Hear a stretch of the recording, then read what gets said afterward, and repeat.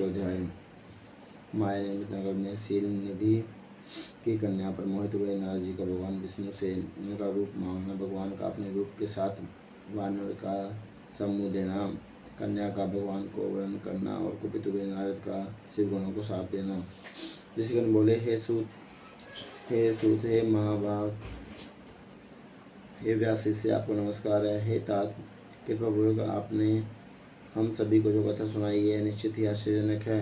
हे तात, मुनि के चले जाने के पश्चात भगवान विष्णु ने क्या किया और नारद जी कहाँ गए, वह सब आप हम लोगों को बताएं। व्यास जी बोले, उन ऋषियों की बात सुनकर पौराणिक में श्रेष्ठ तथा बुद्धिमान सूत जी नाना प्रकार की सृष्टि करने वाले शिव का स्मरण करके कहने लगे। सूत जी बोले, हे महर्षियों, उन नारद मुनि के इच्छा अनुसार वहाँ से चले जाने पर भगवान शिव की इच्छा से माया विशारद श्री हरि ने तत्काल अपनी माया प्रकट की।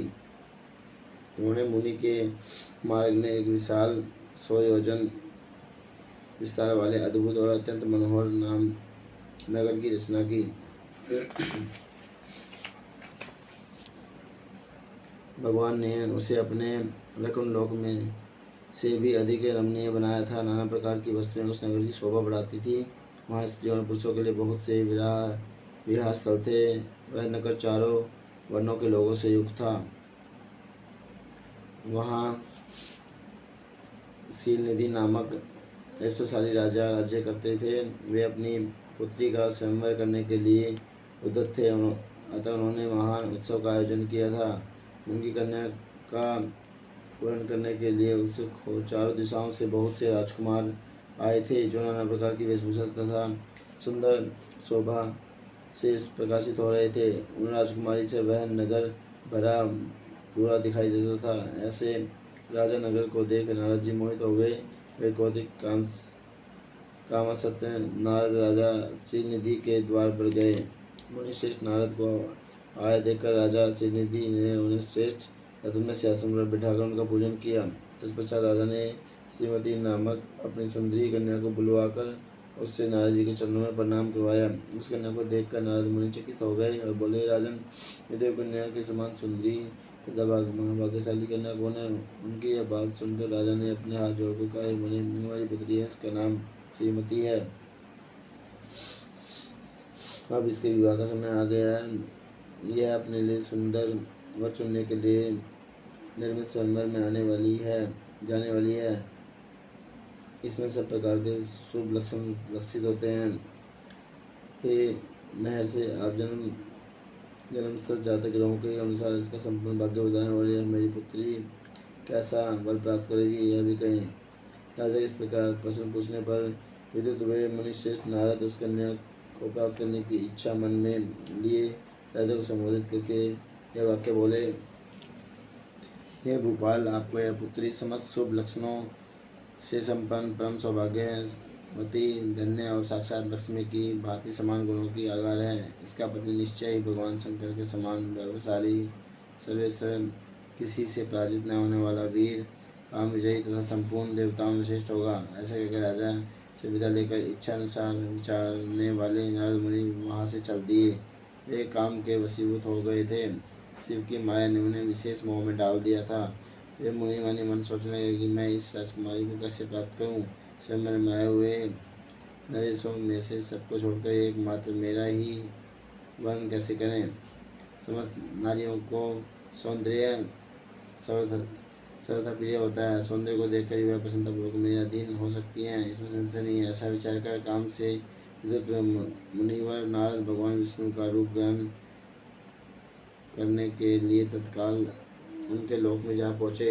वहाँ भगवान विष्णु को प्रणाम करके वे यह वचन बोले, भगवान, मैं एकांत में आपसे अपना सारा वृत्तांत कहूँगा।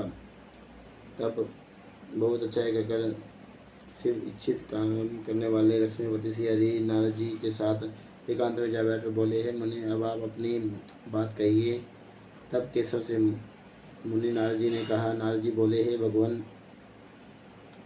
आपके भक्त जो राजा शीलनिधि में सदा धर्म पालन में तत्पर रहते हैं, उनकी एक विशाल लोचन कन्या है जो बहुत ही सुंदर है। उसका नाम श्रीमती है। वह जगमोहिनी के रूप में विख्यात है और तीनों लोकों में सबसे अधिक सुंदरी है।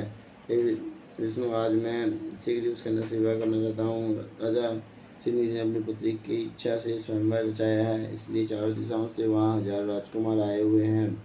यदि आप अपना रूप मुझे दे दो, मैं उसे निश्चित प्राप्त कर लूँगा। आपके रूप के बिना यह मेरे कंठ में जयमाला नहीं डालेगी।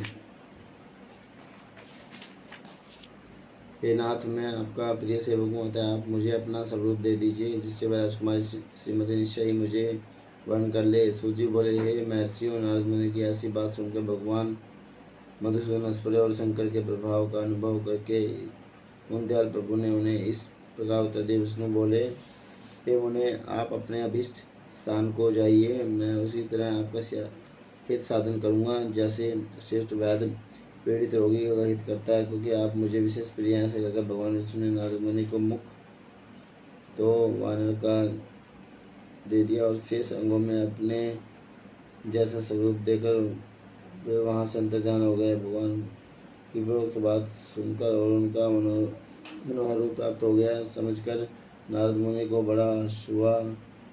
वे अपने को कृतकृत्य मानने लगे, किंतु भगवान के वेदन को वो समझ न सके। तदंतर मुनिश्रेष्ठ नारद शीघ्र ही उस स्थान पर जा पहुँचे जहाँ राजा श्रीनिधि राजकुमारी से भरी हुई स्वयंवर सभा का आयोजन किया था। हे विप्रवर, राजपुत्रों से घिरी हुई वह दिव्य स्वयंवर सभा दूसरी इंद्र सभा के समान अत्यंत शोभा पा रही थी। नारद जी उस राजसभा में जा बैठे और वहाँ बैठकर प्रसन्न मन से बार सोचने लगी, मैं भगवान विष्णु के समान रूप धारण किए हूँ, अतः वह राजकुमारी अवश्य मेरा ही वर्ण करेगी, दूसरे का नहीं। मुनिश्रेष्ठ नारद को यह गाने थे कि मेरा मुँह रूप है। ये भी प्रभु सभा बैठे हुए सभी मनुष्यों ने मुनि को उनके पूर्व रूप में ही देखा। राजकुमार आदि कोई भी उनके रूप परिवर्तन के रहस्य को न जान सके। वहाँ नारद जी की रक्षा के लिए भगवान रुद्र के 2 गण आए थे, जो ब्राह्मण का रूप धारण करके पूर्ण भाव से वहाँ बैठे थे। वे ही नारद जी के रूप परिवर्तन के उत्तम भेद को जानते थे। मुनि को कामावेश से मूढ़ हुआ जानकर वे दोनों गण उनके निकट गए और आपस में बातचीत करते हुए उनकी हंसी उड़ाने लगे।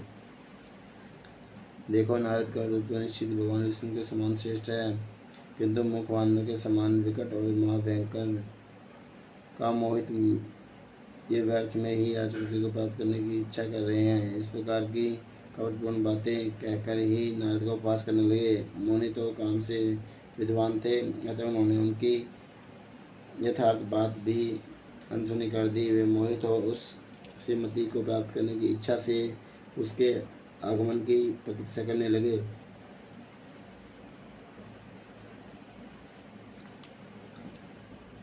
इसी बीच स्त्रियों से घिरी हुई वह सुंदरी राजकन्या अंतपुर से वहाँ आ गई।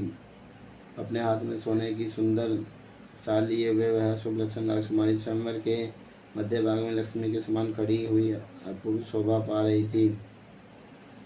उत्तम व्रत का पालन करने वाली वह भूप कन्या हाथ में माला लेकर अपने मन के अनुरूप वर का अन्वेषण करती हुई सारी सभा में भ्रमण करने लगी। नारद मुनि भगवान विष्णु के समान शरीर और वाणिज्य समूह देखकर वह कुपित हो गई और उनकी ओर से दृष्टि हटाकर प्रसन्न मन से दूसरी ओर चले गई।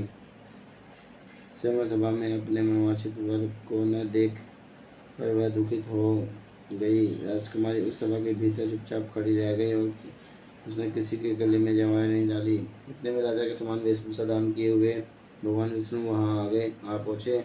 कितने दूर से लोगों ने उनको वहाँ नहीं देखा, केवल उस कन्या ने उन्हें देख लिया। भगवान को देखते हुए परम सुंदरी राजकुमारी का मुख प्रसन्नता से खिल उठा और उसने तत्काल ही उनके कंठ में वह माला बना दी। राजा का रूप धारण करने वाले भगवान विष्णु उस राजकुमारी को साथ लेकर तुरंत अदृश्य हो गए और अपने धाम में जा पहुँचे। इधर सब राजकुमारी श्रीमती की ओर से निराश हो गए। नारद मुनि तो काम वेदना से आतुर हो रहे थे, इसलिए वे अत्यंत विहद हो उठे। तब वे दोनों विप्र रूपधारी ज्ञान विशारद रुद्रगण काम विदित नारद जी से कहने लगे। गण बोले, हे नारद मुनि, आप व्यर्थ ही काम से मोहित हो रहे हैं और राजकुमारी को पाना चाहते हैं। वानर के समान अपना गणित मुँह तो देख लीजिए। सूर्य जी बोले, महर्षियों, उन गुणों का यह वचन सुनकर नारद जी को बड़ा विस्मय हुआ। वे शिव की माया से मोहित थे। उन्होंने दर्पण में अपना मुँह देखा।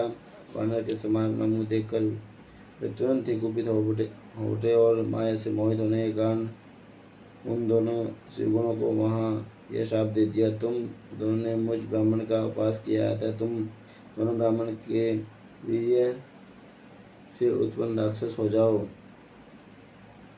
तुम्हारे आकार राक्षस के समान ही होंगे। इस प्रकार अपने लिए शाप सुनकर ज्ञानियों में श्रेष्ठ वे दोनों शिवगण मुनि को मोहित जानकर कुछ नहीं बोले। हे ब्राह्मणों, वे सदा सब घटनाओं में भगवान शिव की इच्छा मानते थे, अतः उदासीन भाव से अपने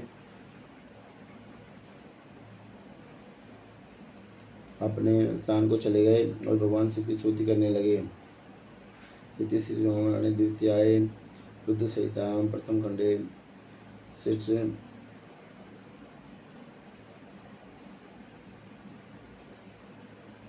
श्री बखाने नारद मोह वर्णन नामक तृतीय अध्याय। इस प्रकार से श्री महापुराण के अंतर्गत द्वितीय रुद्र संहिता के 60 खंड में नारद मोह वर्णन नामक तीसरा अध्याय पूर्ण हुआ।